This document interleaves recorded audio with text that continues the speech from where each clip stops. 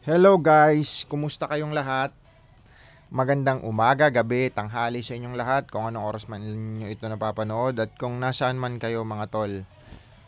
Magandang araw sa inyo. So this is yours Mr. KGB Crypto. Andito na naman tayo sa ating video, sa ating staking, sa ating Axie Infinity, sa AXS. At ang araw ngayon ay Tuesday, November 14, 1:33 ng hapon. So, ayun na nga guys, refresh lang natin, dating gawi. Nandito tayo sa staking ng Axie. Meron tayong connect natin. Meron tayong 34,169. So, pero meron tayong 34 ngayong araw. I-restake lang ulit natin yan guys.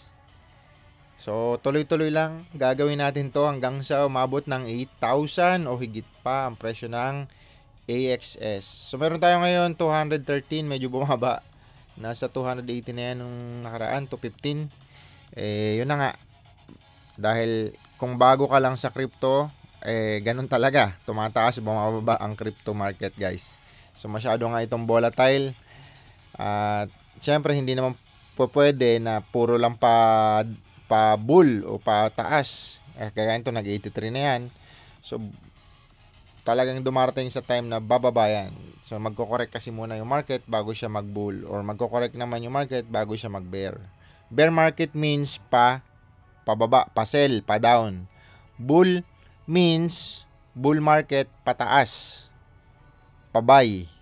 So ayun, sa iba, sa wala pang experience sa crypto or forex or trading, yun po yung mga term na tawagan dyan.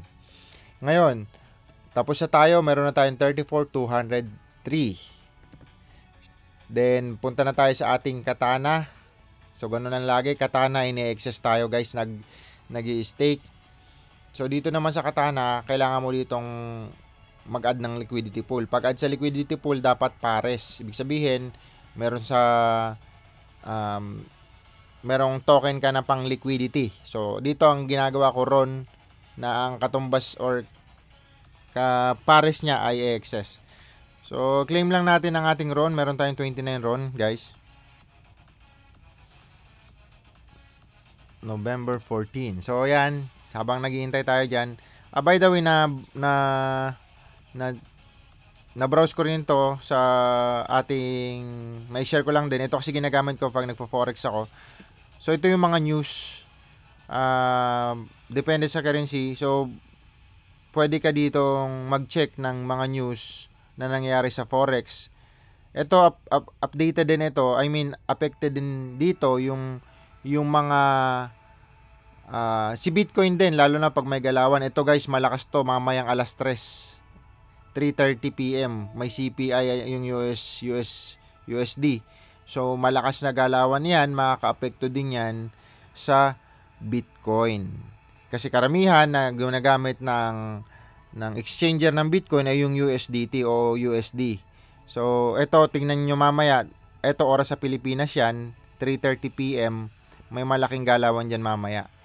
So, ayun lang guys. Ma-check nyo yan mamaya. Tama ba yung time ko? Mukhang mali eh. Teka lang ha. I-check natin yung time natin guys. Dapat nakamatch yan. So, check natin kung anong oras talaga siya. Sorry. Hindi siya hapon. Hindi kasi siya naka-oras sa time sa atin. Naka-BPN kasi ako.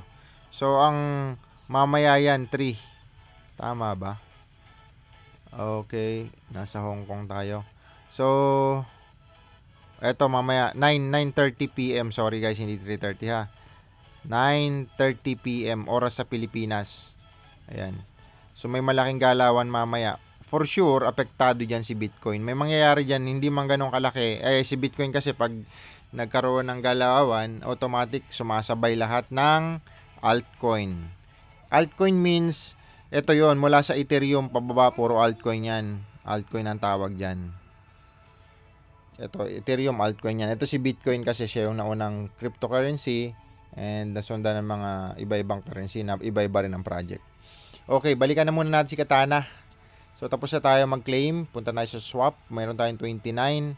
So, magkano lang yon 12. 14.5 siguro yan. 14.5 ang kalahati. So may tira pa tayo pang gas fee. Ayan. Pinalit natin sa AXS. RON swapping to AXS, guys. So habang naghihintay tayo sa ang oras ng buhay, yan, browse lang natin. Dito nyo makikita sa Forex Factory kung nagpo-forex ka or nagki-crypto ka, may makikita ka mga idea dito. Ayan. So tapos meron pa tayong tinitingnan naman sa yung sa Forex, I mean sa crypto, yung bubble, tama ba? Ito crypto bubbles. Ayan. So dito makikita mo rin kung anong exchanger gusto mo. Ayan. Makikita mo yung galawan na day, hours, kung anong yung tumaas o bumaba. Ayan. Per week, ayan. Per month. Tapos gusto mo ng ibang exchanger, dun sa mga exchanger na dito Gate.io, dito mas marami kasi na-add na mga bagong token. Kung mamimili ka dyan ng mga bagong token, makikita mo kung ano yung mga umangat dyan or paangat. Ito kagaya nito, umangat. Isa to sa mga meme token din. Si Bonk. Ayan, week. Ayan guys, so ito 200%. So, imaginein mo kung naglagay ka dyan at that time. Sa Gate.io kasi, yung mga bagong token, na-add nila dyan. Hindi kasi ganun kahigpit ang ano nila. Unlike sa Binance. Yung mga checking nila, check department nila, at saka mas mababa yung, alam ko may mga payment pa yan eh. Ito, imagine mo, mantago, 800% na siya. So, ito, nag-boom kasi ito dati, tapos biglang nag-bear market, sumadsad. Eh, ngayon, bigla naman siyang umangat to. So, imaginein mo, after naman to, 800% ang itinaas. So, ganyan siya guys. So, from here, naging ganun. Grabe, no? Talagang ara-aralin mo lang yung mga token at saka yun na nga, maglalagay ka ng pera dyan, yung extra pera mo lang ha, huwag yung pera na pinaghirapan mo ng ilang buwan, ilang taon, tapos yung savings mo para sa pamilya mo or yung pera mo galing abroad na pinadala sa'yo, eh mahirap yan, o nagbenta ka pa ng kalabaw o yung pangkimo, mahirap yun guys. Huwag kayong maglalagay ng ganong pera, dapat extra pera nyo lang sa crypto kasi volatile po ito, walang kasiguraduhan dito ha. Kaya sabi ko nga sa inyo, aralin nyo. Pero kung mababasa nyo naman, kung marunong na kayo magbasa ng history ng crypto, makikita nyo naman dyan yung, halimbawa ito, UFO. Makikita mo dyan yung history niya. O ito, kagaya nyan. October 2023. So, ayun lang yung presyo niya daw. Tapos naging ganito, 163. Ayan. So, kung i-year mo yan, so, dati siyang mataas, ayan, 217. 5-0. Tapos ito, naging 6 na 0 na siya. Tumaas. So, parang ganon. Aaralin mo rin yung history. Tapos, aaralin mo yung website niyan, yung project para dyan, yung community niyan sa Twitter, gaano ba karami yung community, gaano ba kalaki yung supply. So, makikita mo lahat yan dito sa CoinGecko. Tsaka dito sa Crypto Bubble. So, ayun lang. Balikan na muna natin. Liligaw na naman tayo ng landas. Punta na tayo sa pool. Liquidity pool. Add lang tayo, guys. So, AXS, yan. So, may natira pa tayo pang gas fee. At papunta na tayo doon sa swapping mamaya. So, ayan. Hintay lang natin. Ang bilis Tapos na ganun kabilis yung RON nila, blockchain Galing talaga ng Axie. So, ayan. Add na natin. Ang putok pala ngayon na game na hawak nitong Ronin, madami din. At isa na doon sa top ngayon yung Pixel. So, isa sa ginagamit na nilang parang gas itong RON. Kaya kung mapapansin nyo nga dito sa swap, meron na sila dito ngayon. Dati wala to itong Berry. Ito kasi yung sa Pixel ginagamit na parang utility token nila. So ito yung magiging earning mo. Ang bili ko dito 41 Actually bumaba yan. Check nga natin kung magkano na siya ngayon. 41 yan dati. 20 halos kalahati guys ang binagsak. Pero okay lang din. Nag-try lang tayo dyan. Kasi 41 RON ang katumbas nito dati ng bili ko So, ngayon 21. So, tinan nyo po ganun kabilis. Bumagsak ang presyo. So, napaka-volatile.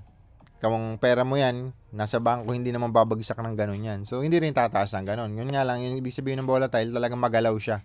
So, mabilis siyang bumagsak, mabilis naman umangat. Ganon. So, kaya kailangan aralin nyo guys Hindi yung pabugso-bugso kayo kung ano napanood nyo lang dito. Gagayahin nyo na, kukopiyahin nyo na. Or lalagyan nyo na ng pera. Mahirap yun guys Pero tandaan, pera nyo yan. Kumbaga, risk nyo yan. Walang ibang nagkumbinsi sa'yo kundi sarili mo pa din. May nakita kang ibang opportunity or kahit anong opportunity, pero sarili mo pa rin na magkukonvince sa'yo, hindi ibang tao. Kaya wag kang maninisi. So, yun lang. Yun lang naman yun. Kaya, yun na nga, kung wala namang risk, kung hindi ka magte-take ng risk, wala rin namang mangyayari. Kaya, dun sa mga risk taker, nasa sa inyo pa din yan. So, again, this is Mr. KGB Crypto. Thank you so much sa inyo and follow my channel, Mr. KGB Crypto. And i-hit nyo na rin ulit yung notification bell dun sa mga hindi pa subscribe at saka sa mga bago pa. Sa mga bago pa lang. Kaya, thank you so much again. See you tomorrow, guys. Peace out.